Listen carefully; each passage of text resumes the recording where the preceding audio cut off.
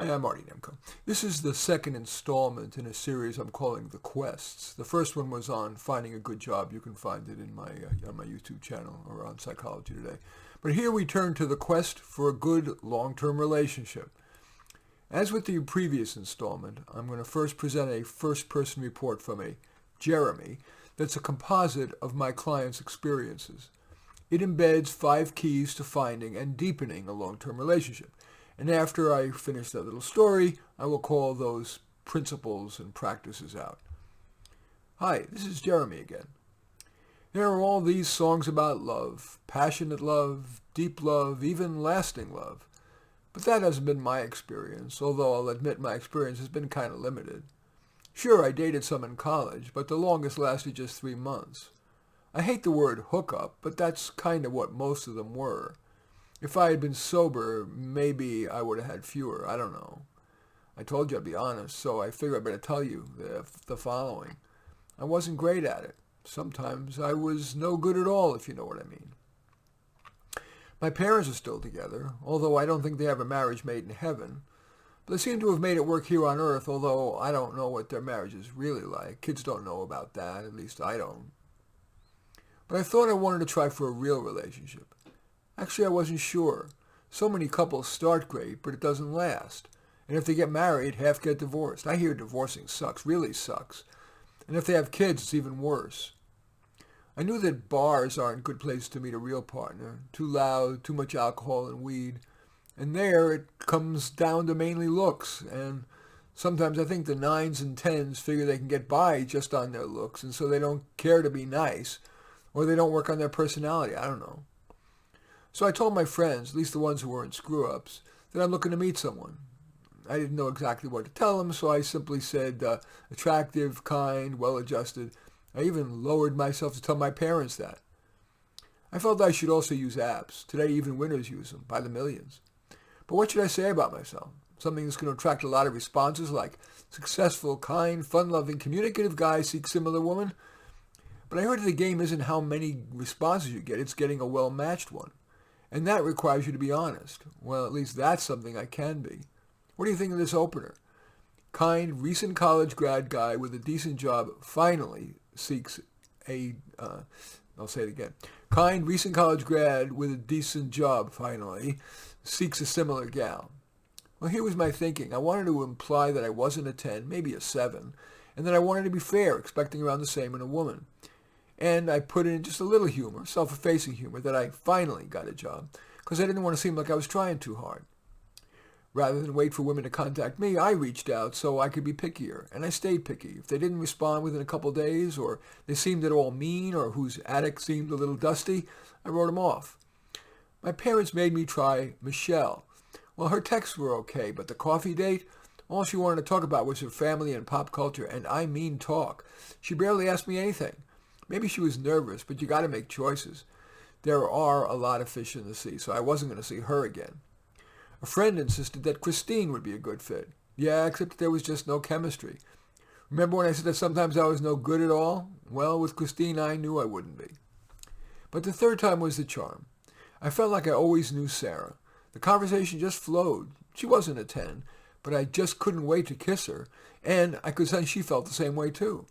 At the end of our first day, we had the best kiss goodnight. We knew we shouldn't go further than that night. The next day, I was flying. I wanted to text her 20 times that day, but I put myself on a texting diet. I waited till mid-morning, and when she responded in 20 minutes, I waited 15, even though I wanted to respond that second.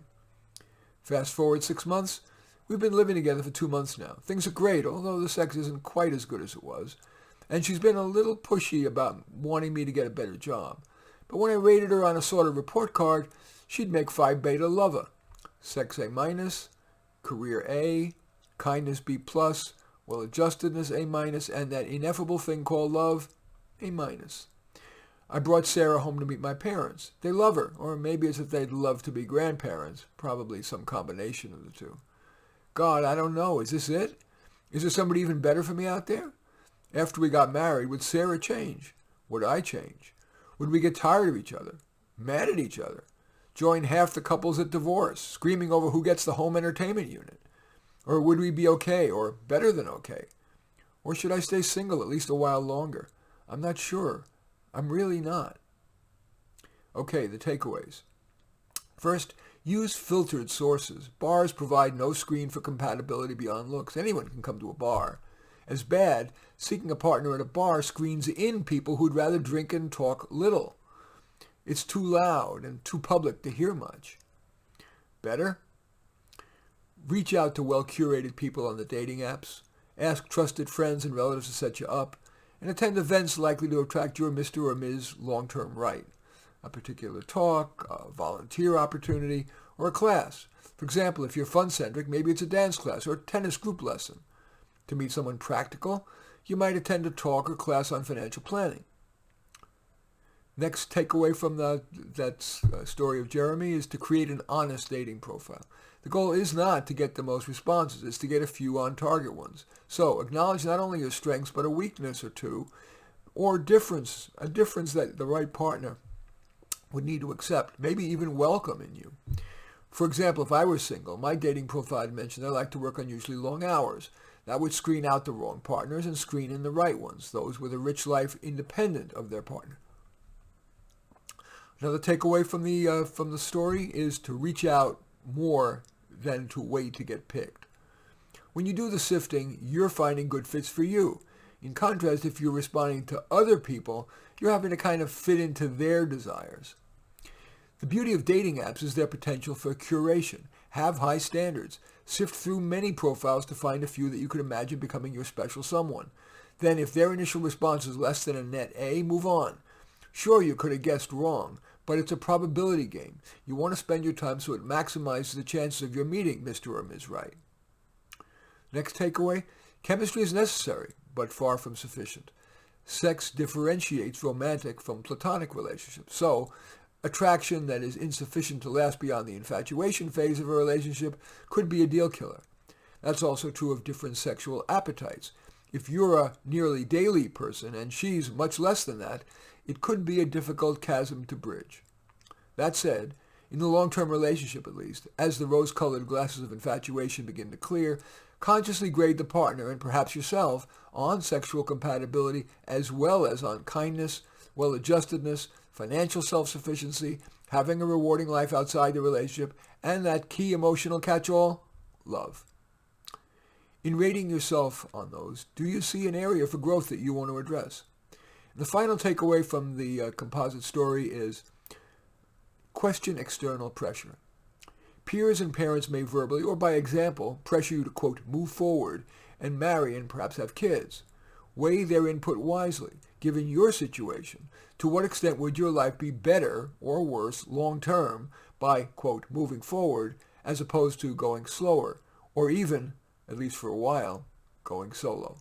In any event, I do thank you for watching. I'm Marty Nemko. I welcome your thumbs up and accept your thumbs down. I always look forward to your comments and especially like it if you hit the share button below. Share on your social media so that my efforts can have broader impact.